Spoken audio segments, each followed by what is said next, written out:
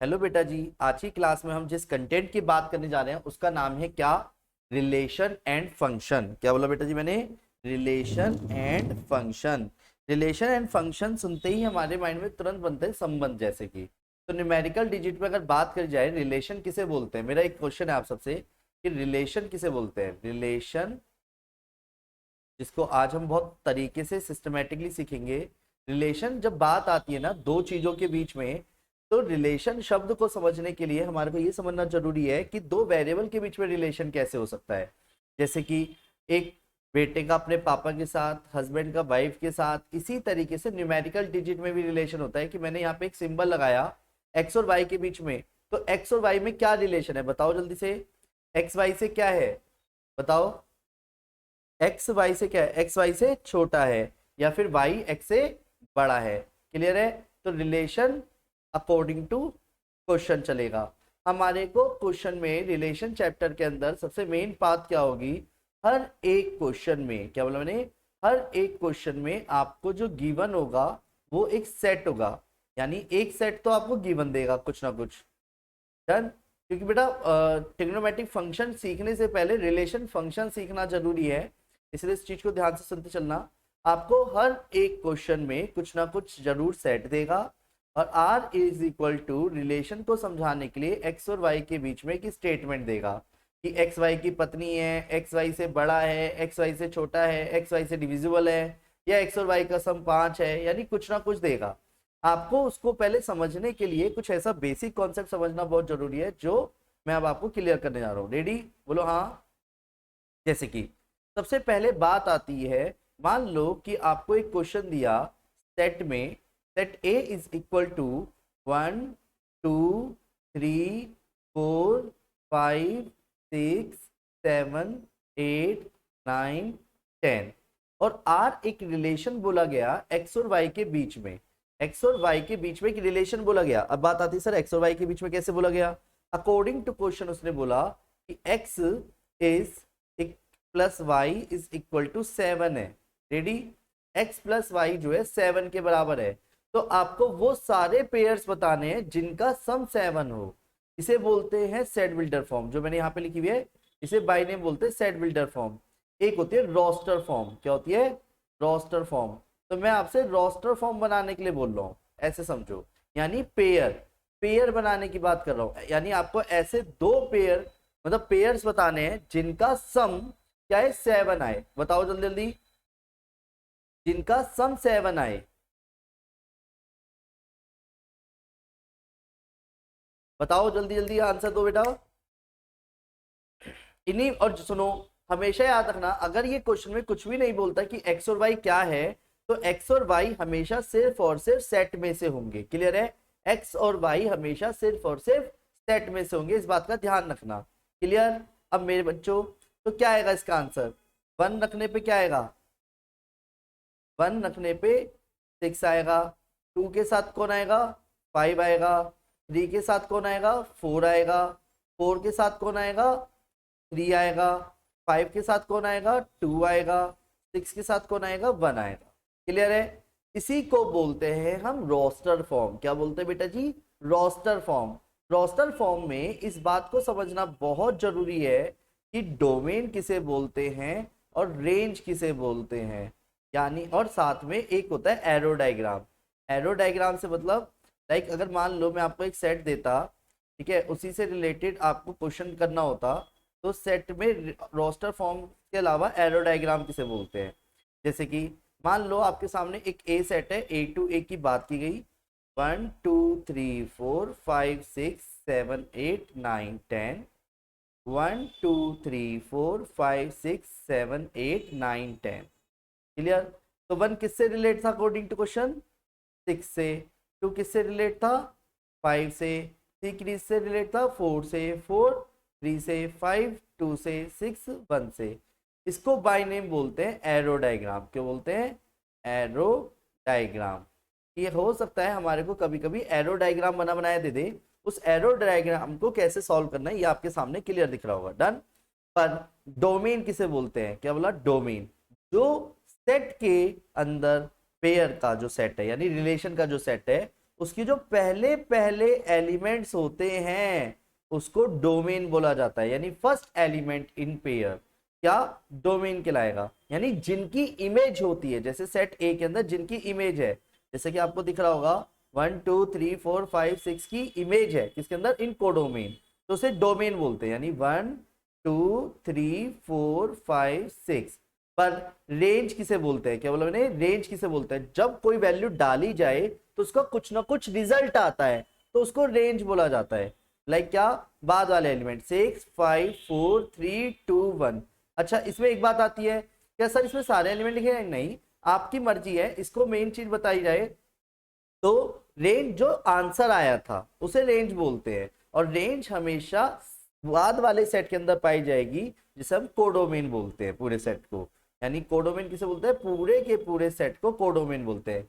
तो वेट, इस वर्ड को भी समझ लेते हैं कि कोडोमेन किसे बोलते हैं। कोडोमेन बोलते हैं जिस सेट के अंदर रेंज पाई जाती है, शब्दों पे ध्यान देना, जिस सेट के अंदर रेंज पाई जाती है उस पूरे के पूरे सेट को ही हम क्या बोलते हैं, कोडोमेन बोलते हैं। क्या बोलते हैं बेटा जी, कोडोमेन बोलते हैं। क्लियर है, बोलो हाँ। तो जैसा कि अगर आप ध्यान से देखें तो कोडोमेन क्या हो गया हमारा, सेट 1 2 3 4 5 6 7 8 9 10। क्लियर है, बोलो हाँ। यानी सेट ए, क्लियर है, सेट ए को ही हम क्या बोलते हैं, कोडोमेन बोलते हैं। आया समझ, बोलो हाँ। चलिए एक काम करते हैं, इसी से रिलेटेड मैं आपको 3 क्वेश्चन करके दिखाता हूँ जिससे आपका कॉन्सेप्ट और स्ट्रांग हो। ठीक है वेरी गुड बेटा, प्रसून शगुन अंकित, देखो साथ साथ आप आंसर करते चला करो, ज्यादा अच्छा लगता है ना। रेडी, देखो अब मैं 3 क्वेश्चन लिखूंगा। मैं आपको पहले रोस्टर फॉर्म बनाना बताना चाह रहा हूँ, क्योंकि रोस्टर फॉर्म अगर आपको समझ आ गई तो डोमेन रेंज कोई भी बता देगा। फिर से समझते हैं मान लो सेट है नेचुरल नंबर्स का, ठीक है, और आपको रिलेशन दिया गया आर एक्स और वाई के बीच में कि x plus y is equal to 5 है। डन। तो आप आराम से बताओ x plus y is equal to 5 है, तो बताओ रोस्टर फॉर्म क्या आएगी, बताओ रोस्टर फॉर्म क्या आएगी, 1 4 4 1 2 3 और 3 2। ये क्लियर है, बोलो हाँ। और कोई नहीं बन पा रही, चलो जी। तो अगर इसमें बात करूं मैं डोमेन की, तो पहले वाले क्वेश्चन में डोमेन और रेंज क्या है, अगर बात करूं तो डोमेन आप क्या बोलोगे, पहले वाले में डोमेन बोलोगे 1 4 2 3, और सेम रेंज भी क्या रहेगी 4 1 3 2। क्लियर है, बोलो हाँ। यहां तक किसी को दिक्कत है, परी अंकित, क्लियर है, बोलो हाँ। नेक्स्ट अगले पे आते हैं। अगर मैंने इसी क्वेश्चन में बात करी आपसे सेट में, क्या कि मान लो होल नंबर्स का सेट है, ये था नेचुरल नंबर्स का सेट, एन को डिनोट करते हैं नेचुरल नंबर से। अगर मैंने ऐसे बोला होल नंबर्स, क्योंकि जब तक आपको बेटा जी ये समझ नहीं आएगा तब तक मैं 11th क्लास को जब तक आपकी स्ट्रांग नहीं कर दूंगा तब तक मैं 12th वाले कॉन्सेप्ट पे नहीं आ पाऊंगा। तो इसलिए मैं बिल्कुल बेसिक से बेसिक कॉन्सेप्ट आपको करा रहा हूँ, उसे ध्यान से सुनते चलना, ठीक है। तो रोस्टर फॉर्म क्या आएगी होल नंबर्स के अकॉर्डिंग, होल नंबर्स क्या होते हैं 0 1 2 3 4। अच्छा क्वेश्चन बिल्कुल सेम है, अगर आप ध्यान से देखो तो क्वेश्चन में मैंने फिर से यही दिया एक्स और वाई के बीच में कि एक्स और Y such that x plus y is equal to 5। क्या, x plus y is equal to 5। तो आराम से बताओ कि यानी अकॉर्डिंग टू क्वेश्चन चेंज हो जाती है बातें। तो रोस्टर फॉर्म क्या होगी इस बार आप 0,5 भी बोल पाओगे, यानी कि जो पेयर के अंदर के एलिमेंट्स होते हैं वो पेयर के एलिमेंट सेट में से लिए जाते हैं, इस बात का ध्यान रखना। तो मैं 5,0 भी बोल सकता हूँ, 1,4 4,1 2,3 3,2। क्लियर है, बोलो हाँ। तो यानी इस क्वेश्चन में जो दूसरा वाला क्वेश्चन करा है उसमें डोमेन क्या होगा, डोमेन, इसमें डोमेन होगा 0 1 2 3 4 5। क्लियर है, 5 भी होगा और 1 2 3 4 भी होगा। अगर रेंज की बात करी जाए तो बाई चांस रेंज भी अभी सेम है, ऐसा जरूर नहीं हर क्वेश्चन में हो। बस मैं बताना क्या चाह रहा हूँ, जो बाद वाले एलिमेंट्स है, जो बाद वाले एलिमेंट्स है उसको रेंज बोलते हैं, और जो पेयर के पहले पहले एलिमेंट्स होते हैं उसको क्या बोलते हैं, डोमेन बोलते हैं। याद रखोगे, बोलो हाँ। ये क्लियर है, यहां तक समझ आया बेटा सबको, जल्दी जल्दी रिप्लाई कीजिए, ज्यादा बेस्ट रहेगा। आपके रिप्लाई ही मुझे ये बताते हैं कि हाँ आपको समझ आ रहा है। आया समझ? डन है? यहाँ तक आवाज आ रही है मेरी? क्लियर है?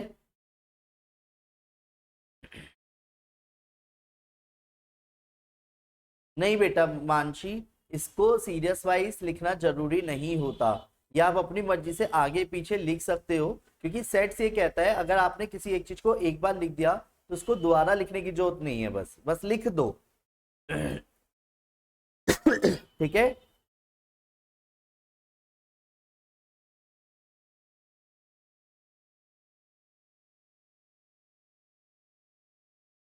देखिए जरा ध्यान से समझते चलना। रेडी? अगर मान लो मैं फिर से आपको अब की बार 3 क्वेश्चन दूंगा एक ही पैटर्न पे, जिसको आपको खुद से भी ट्राई करना है, फिर मैं कराऊंगा। रेडी? जैसे कि दोबारा से रिलेशन सेट है, मान लो सेट है एन का, एन यानी नेचुरल नंबर्स का सेट है,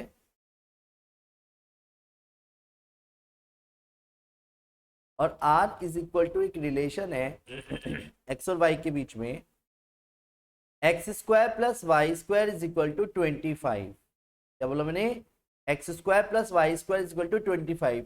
ऐसे नेचुरल नंबर्स जिनके स्क्वायर का सम 25 आए, ऐसे नेचुरल नंबर जिनके स्क्वायर का सम 25 आए। बताओ चलो। वेट, इतने अपने पास नोट्स बनाते चलना, मैं दोबारा एक और क्वेश्चन लिख रहा हूँ।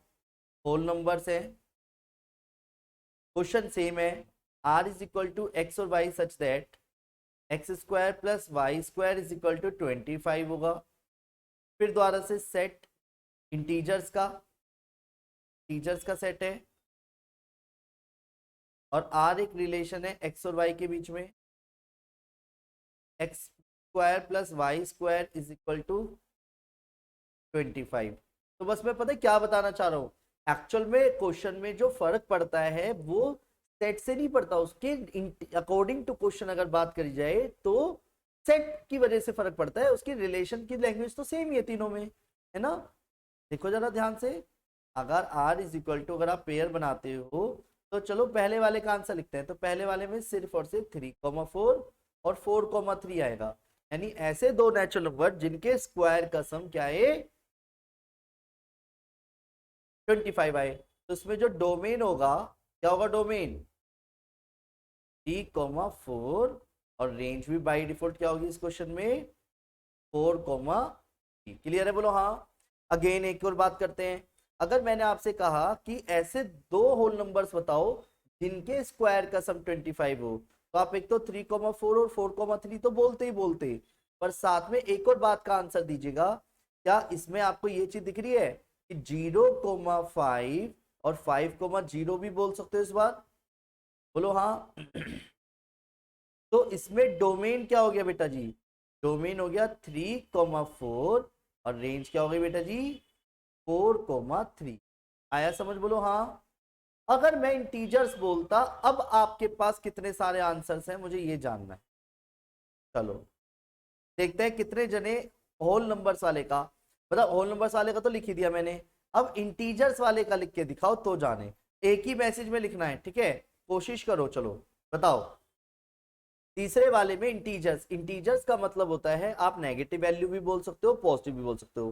0, 1, 2, 3, 5, 4, -1, -2, -3, -4, -5, यानी पीछे के भी और फिर आगे के भी सारे नंबर्स बोल सकते हो। बताओ, यानी ऐसे दो इंटीजर्स जिनके स्क्वायर का सम 25 आए। बताओ जल्दी।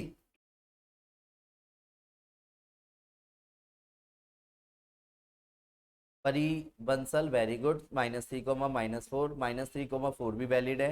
बताते जाओ बताते जाओ बताते जाओ मेरे बच्चों, वेरी गुड, बताते जाओ। -3, 4 Mansi very good.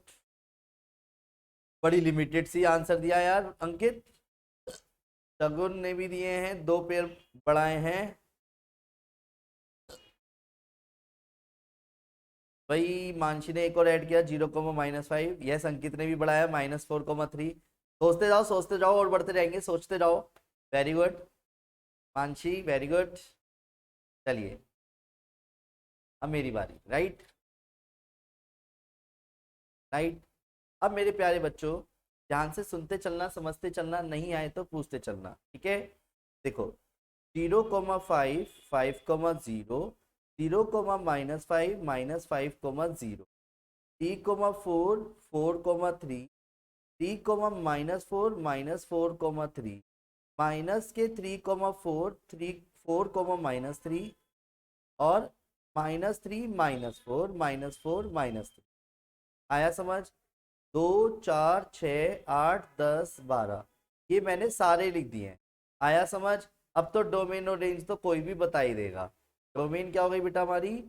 0B 5B -3B -4B 4B और 3B, क्लियर। और रेंज क्या हो जाएगी अकॉर्डिंग टू क्वेश्चन? सेम 0 5 -3 -4 4 और 3, क्लियर है? बोलो हाँ। आया समझ? प्रसून 3 3 6 7 8 9 9 लिखे आपने, सारे नहीं हुए इसमें भी ना। आया? पहले जल्दी जल्दी रिप्लाई कीजिए, ये समझ आया? बोलो हाँ, जल्दी रिप्लाई कीजिए। यहाँ तक कोई दिक्कत?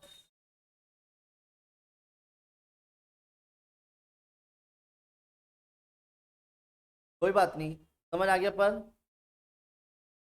ठीक है। तो पता है अब आपको जब तक ये रोस्टर फॉर्म बनानी नहीं आएगी तब तक आप इनके टाइप्स नहीं सीख पाओगे, इसलिए मुझे ये चीजें आपको बतानी बहुत जरूरी थी।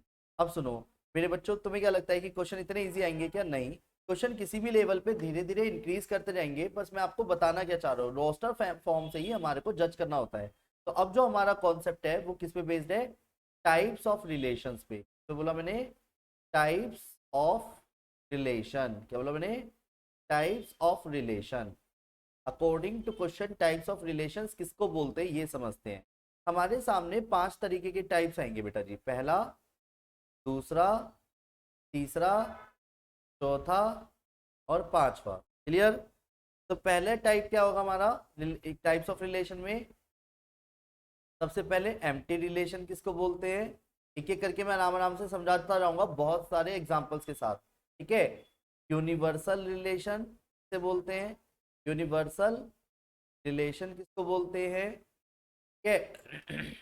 एम्प्टी क्लियर होना जरूरी है, यूनिवर्सल क्लियर होना जरूरी है।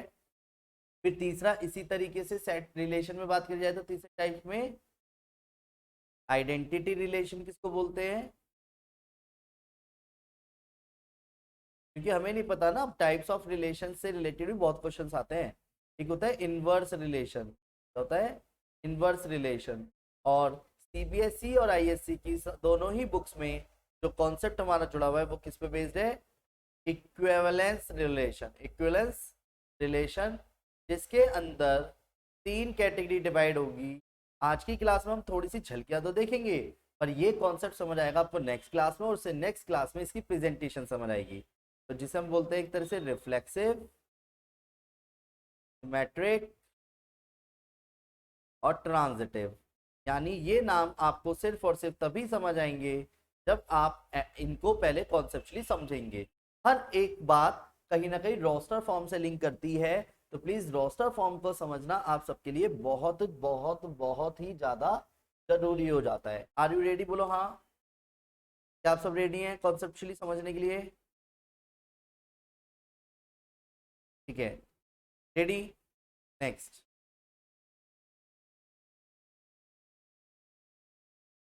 सबसे पहले बात आती है एम्प्टी रिलेशन की। क्या बोला मैंने? Empty relation. क्या बोला बेटा? Empty relation. एम्प्टी रिलेशन किसको बोलते हैं? एम्प्टी रिलेशन बोलते हैं जब किसी रिलेशन में कोई सेट बने ही ना। जैसे एग्जाम्पल के तौर पे आपको थोड़ा सा मजाकिया लग सकता है, पर इसी को समझाने के लिए पहले बेसिक सा सीधा सा एग्जाम्पल लेता हूँ। मान लो मैंने सेट लिखा n, मतलब नेचुरल नंबर्स का ही लिखा,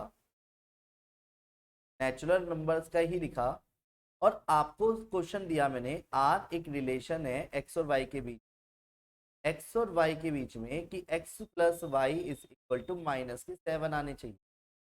तो क्या कोई भी एक सिंगल पर्सन ऐसे दो नेचुरल नंबर बता देगा जिसका सम -7 आ जाए? भाई ऐसा कभी दो नेचुरल नंबर हो ही नहीं सकता, क्योंकि नेचुरल नंबर में ही नेगेटिव नहीं आता, मिनिमम से मिनिमम सम भी 2 आएगा यार। तो ऐसे में क्या जबरदस्ती बना दूं? और ये भी नहीं कहूंगा कि क्वेश्चन गलत है, उसमें बना नहीं कोई पेयर, यानी खाली ब्रेसिस रह गया बस। इसे बोलते हैं बाय नेम एम्प्टी रिलेशन। चलो दोबारा से एक न्यूमेरिकल डिजिट के से रिलेटेड लेते हैं। मान लो सेट ए जो है वो, यानी बी मान लेते हैं, बी जो सेट है वो ऑल बॉयज का सेट है इन अ स्कूल, ऑल बॉयज एक स्कूल के अंदर, ठीक है। अब बाई डिफॉल्ट जो सेट के रिलेशन के अंदर जो ये एक्स और वाई होते हैं ना, ये हमेशा यही सेट के अंदर से उठाए जाते हैं, ये ध्यान रखना। जैसे अगर मान लो मैंने अभी कुछ बोला नहीं और मैंने साइलेंट मोड पे आपको क्वेश्चन में ये कहा कि आर इज इक्वल टू एक रिलेशन है एक्स और वाई के बीच में, तो एक चीज बताओ, एक्स और वाई कौन है अभी, जल्दी बताओ, एक्स और वाई कौन हुए, जल्दी बताओ, एक्स और वाई कौन हो गए। अगर आप इस क्वेश्चन को ध्यान से समझने की कोशिश करो तो एक्स और वाई कौन हो गए बेटा, बताओ। हाँ जी, एक्स और वाई कौन हो गए। अगर बॉयज का सेट दिया गया है तो एक्स का मतलब क्या है और वाई का मतलब क्या है, ये बताओ जल्दी से। एक्स का मतलब भी बॉय है और वाई का मतलब भी बॉय है, स्टूडेंट्स में भी बॉय है, क्लियर। अब क्वेश्चन में बोला गया कि मैंने कहा x is a sister of y, क्या ये पॉसिबल है, क्योंकि मैंने कहा ना एक्स भी सेट ए में बी में से है और वाई भी सेट बी में से है। जब कोई एलिमेंट किसी सेट के अंदर से होता है, शब्दों पे ध्यान दीजिएगा, अगर कोई एलिमेंट किसी सेट के अंदर से होता है तो क्या वो इसका मतलब दोनों के दोनों बॉयज हो गए। अब एक चीज बताओ, क्या दोनों के दोनों बॉयज, एक एक लड़का दूसरे लड़के की सिस्टर हो सकता है, not possible, yes or no, not possible. Not possible होने की वजह से ऐसे रिलेशंस को हम क्या बोलेंगे, एम्प्टी रिलेशन बोलेंगे। क्या बोलेंगे बेटा, एम्प्टी रिलेशन बोलेंगे, क्लियर है, बोलो हाँ। यहां तक किसी को दिक्कत है कोई, आगे बढ़ जाएं। नेक्स्ट आगे बढ़ते हैं। इसके बाद हमारा जो कॉन्सेप्ट आता है उसी से रिलेटेड एक कॉन्सेप्ट है जिसे हम बोलते हैं यूनिवर्सल रिलेशन। क्या बोला, यूनिवर्सल रिलेशन, यूनिवर्सल रिलेशन। अब बात आती है सर ये यूनिवर्सल रिलेशन क्या है।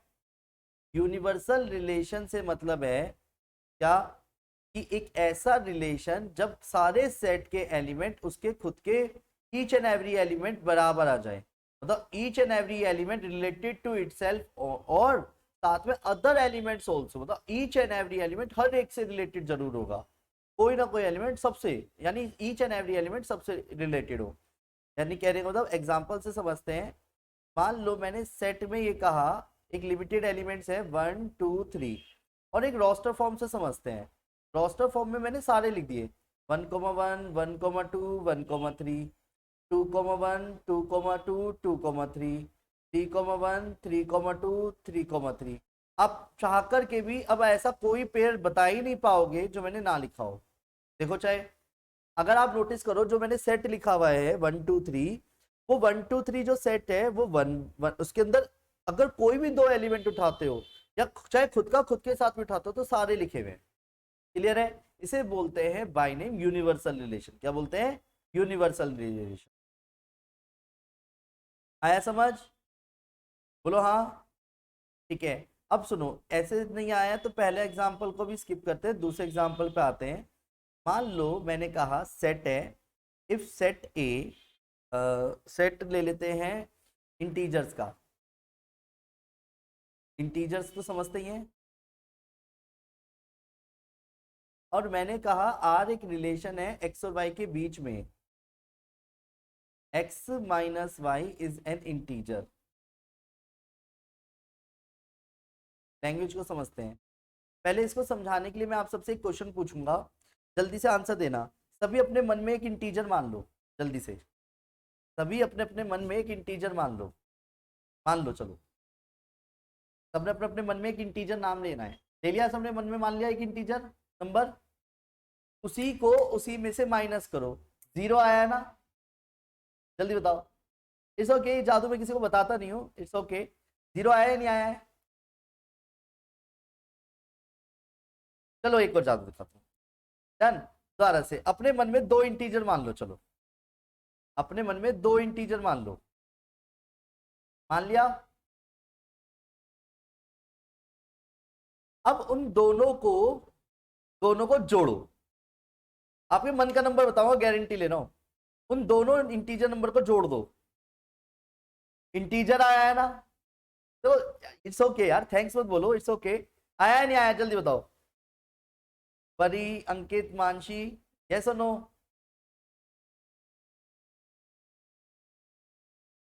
देखा, इट्स ओके बेटा, ये जादू मैं हर किसी को बताता नहीं हूँ, ठीक है। तो अब आप एक चीज बताओ, क्या कोई भी ऐसा पर्सन है हमारे बीच में जो ये कहे कि मेरे इंटीजर वैल्यू नहीं आई है? भाई चाहे वो जीरो बोले, इंटीजर ही है वो, यस और नो? तो यानी हर एक दो इंटीजर को कभी भी जोड़ा जाए या एक दूसरे में से घटाया जाए तो भी इंटीजर ही आता है। तो जिसकी वजह से ये जो होगा, ये हमेशा ऑलवेज यूनिवर्सल रिलेशन कहलाएगा। यूनिवर्सल क्यों है? क्योंकि each and every integer related to itself and other also, इस लैंग्वेज के अकॉर्डिंग। क्योंकि किसी भी दो इंटीजर का जब डिफरेंस भी करोगे, बड़े में से छोटा या छोटे में से बड़ा माइनस करोगे, तो जो आंसर आएगा वो भी इंटीजर आएगा। क्लियर है? दोबारा से एक और एग्जांपल ले लेते हैं यार, टेंशन ना लो। फिर से मान लेते हैं, मान लो एक सेट है ए, ह्यूमन बींग्स का सेट है, यानी इंसानों का सेट है, ह्यूमन बींग्स का।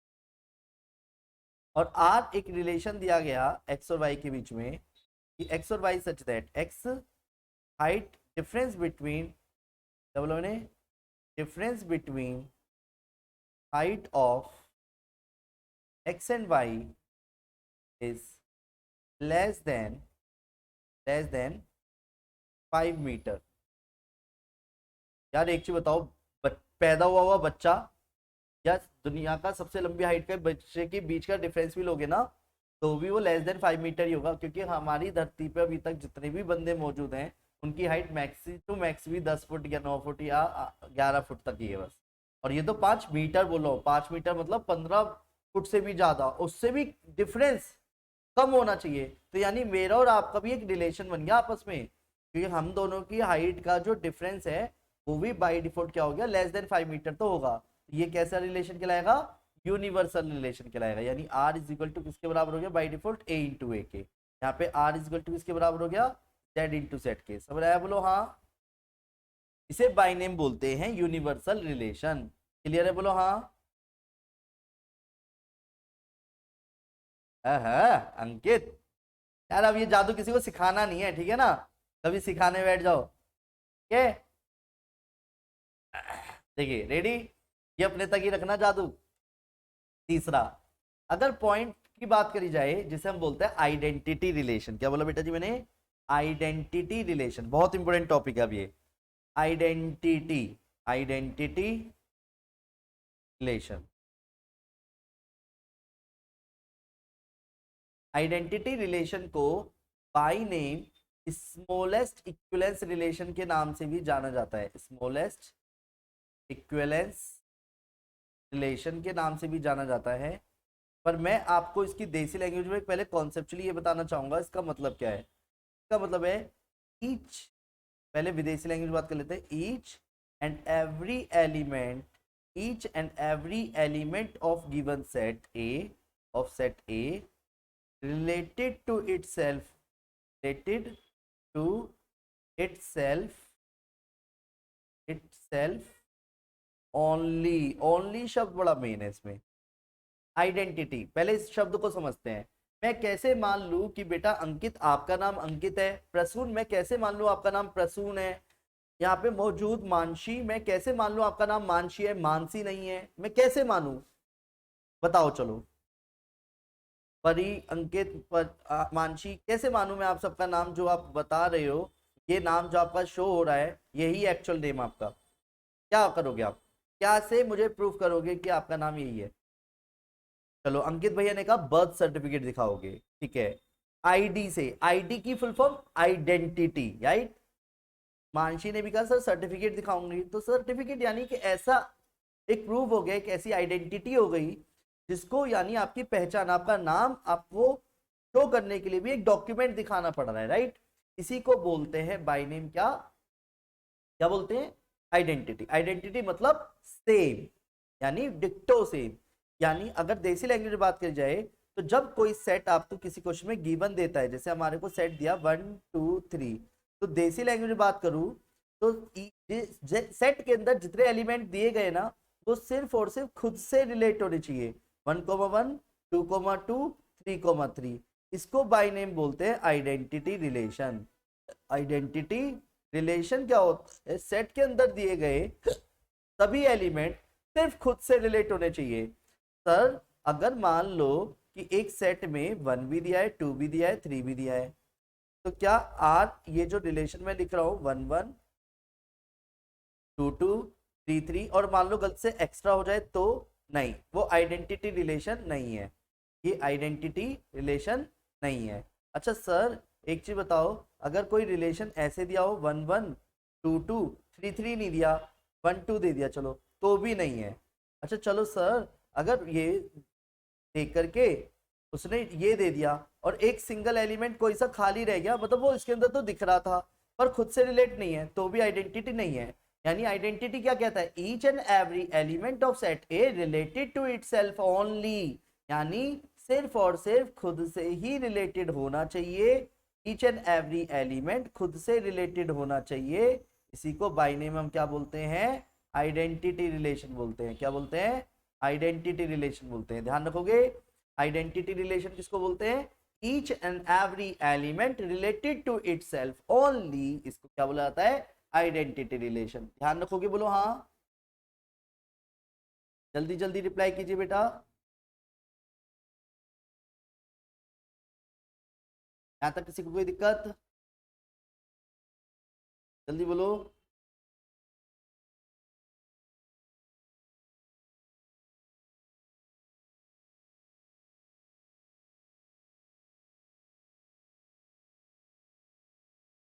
ओके आगे बढ़ जाओ। इसी से रिलेटेड अब एक कॉन्सेप्ट आता है हमारा, क्या हम बोलते हैं बाय नेम इक्विवेलेंस रिलेशन से पहले कौन सा, इनवर्स रिलेशन। क्या बोला मैंने, इनवर्स रिलेशन। सर ये इनवर्स रिलेशन क्या होता है, मेरे बच्चों वेट करो अभी बताया जाएगा। कॉल है अर्जेंट में।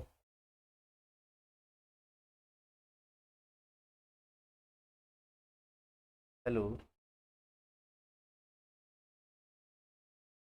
15 मिनट 10 मिनट रुक के आ जाओ, मतलब सब कितनी भी देर में आ जाओगे बस ये बताओ। हाँ बस ठीक है आ जाओ, मैं यहीं हूँ। ओके ये क्लियर है मेरे बच्चों कि इनवर्स रिलेशन को आर इनवर्स से डिनोट किया जाता है। पहले देसी लैंग्वेज में समझते हैं। इनवर्स रिलेशन का मतलब है डोमेन का रेंज, रेंज का डोमेन बना देते हैं। जैसे एग्जांपल के तौर पे मान लो आपको ऑलरेडी एक रिलेशन पता था 2,3 5,7 4,6, बस अभी कैसे बना ये तो आपको अब आ ही गया था, देखो बनाना। और मान लो आपको सेट दिया गया था, लिमिटेड एलिमेंट्स ही थे, चाहे 1 2 3 4। इनवर्स रिलेशन को इसके सेट से लेना देना नहीं है अभी, क्योंकि बाय डिफॉल्ट रिलेशन तो बनता इनसे ही है। तो इनवर्स रिलेशन कहते किसे हैं, पहले तो इसको ऐसे समझते हैं, domain of R. Domain of R क्या है, डोमेन यानी इस सेट का डोमेन क्या है, जल्दी जल्दी बताओ, इस सेट का डोमेन क्या है। देखो आंसर सबको देने पड़ेंगे तभी मजा आएगा। डोमेन क्या है, डोमेन, डोमेन क्या है, दिखाओ फिर से, डोमेन क्या है, 254 डन, 254 ओके। इसी तरीके से रेंज क्या है, range of real numbers, range relation 3 7 6। Clear है, बोलो हाँ। Very good, very very good Mansi Shivangi, very good, आप तो बहुत अच्छे बच्चे हो। अब वेट, अब मेरे शब्दों पे ध्यान दो।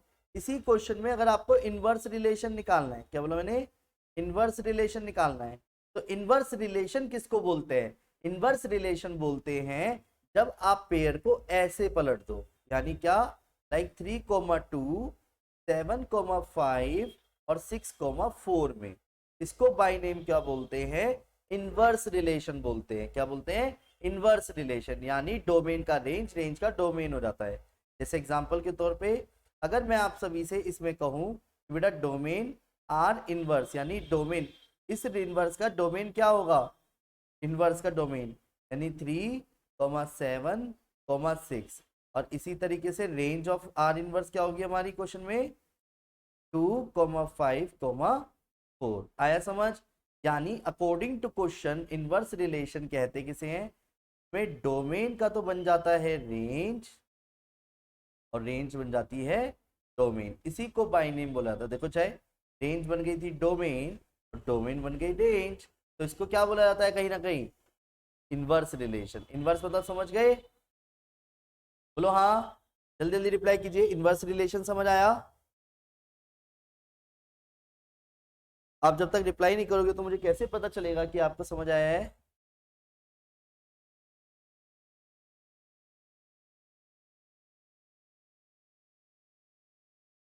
जल्दी बोलो, आया समझ? अरे वाह।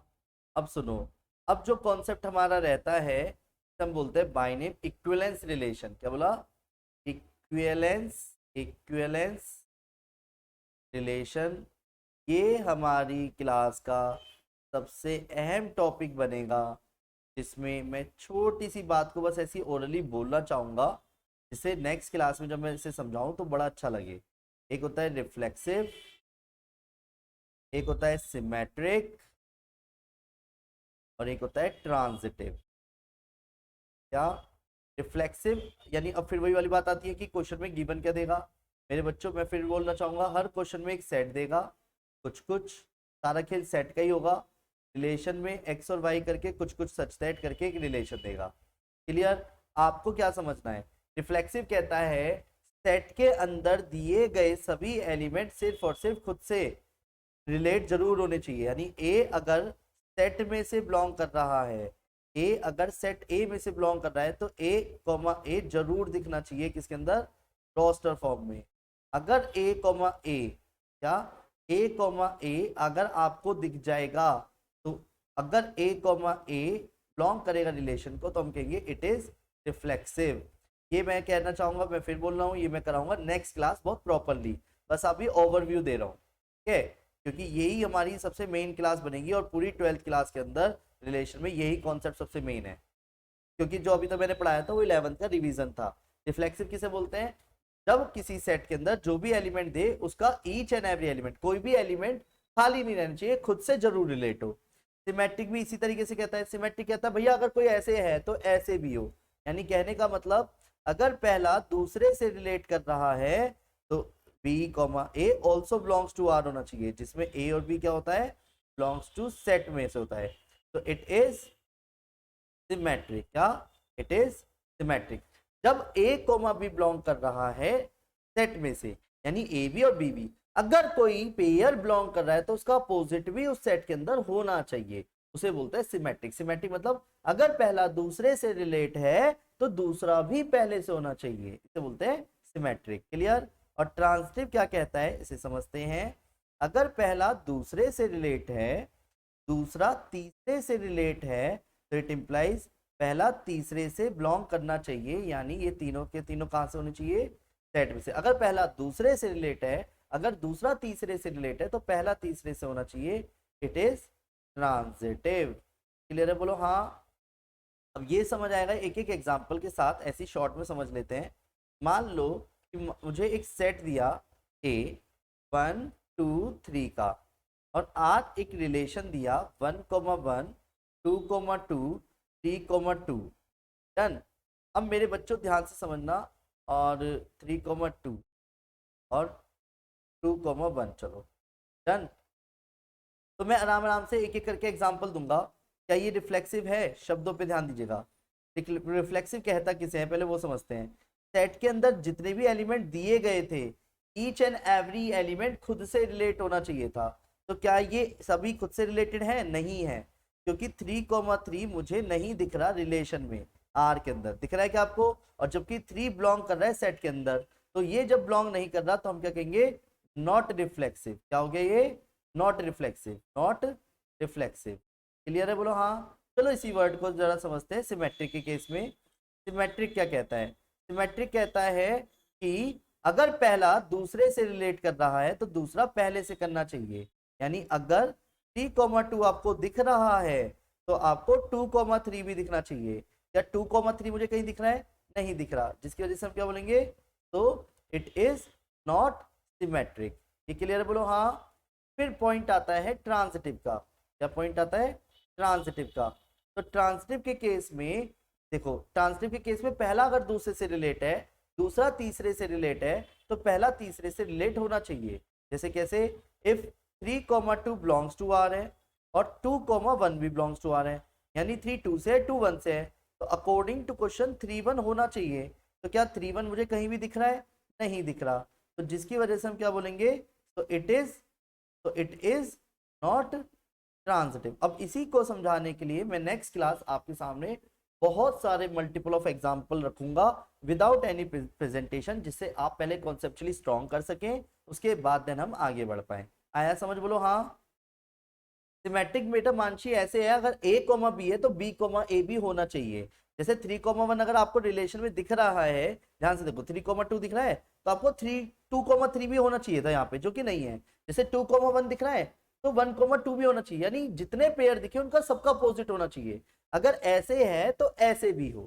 क्लियर है? इसे बोलते हैं सिमेट्रिक। क्लियर? जैसे एक लाइन दूसरी लाइन के पैरेलल है तो दूसरी पहली के पैरेलल है ना। पर मैं ये क्या कह सकता हूँ, क्या अगर x y से बड़ा है तो क्या y x से बड़ा है? नहीं। अगर x y का भाई है तो y x का भाई हो सकता है, ये सिमेट्रिक है। तो ऐसे बहुत सारे मल्टीपल ऑफ एग्जांपल्स लूंगा नेक्स्ट क्लास, जिससे आपका जो कॉन्सेप्ट है वो बहुत तगड़ा स्ट्रांग हो पाएगा। ठीक है? अब किसी को कोई बात ऐसी जो पूछनी है, कहनी है, करनी है, जल्दी बोलो। बेटा एक काम करेंगे, अपनी तरफ से जो भी आपके डाउट्स की एक लिस्ट है, ठीक है, वो बना के रखिएगा, जो कि मैं आपके नेक्स्ट ट्यूसडे में जैसी बैच कंप्लीट होगा, मतलब पहले इक्विवेलेंस रिलेशन का कॉन्सेप्ट करा दूंगा और फिर देन उसके बाद डाउट्स। अगर अभी आपके कोई डाउट्स हैं तो बता दीजिए, मैं अभी अभी शेयर कर लेता हूँ साथ साथ। फटाफट पिक भेजिए।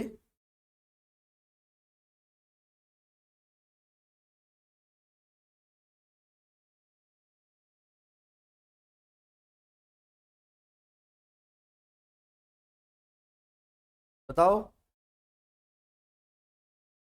हाँ, डिटरमिनेंट्स के। चलिए, नहीं तो नेक्स्ट क्लास करते हैं। अपनी तरफ से जो भी डाउट्स हो वो पहले से पिक करके भेजना, मैं नंबर शेयर कर देता हूँ, उसी पे भेज दीजिएगा। ठीक है मेरे बच्चों, पहले से ग्रुप में शेयर कर दिया कीजिएगा या वैसे नंबर लिख लीजिए।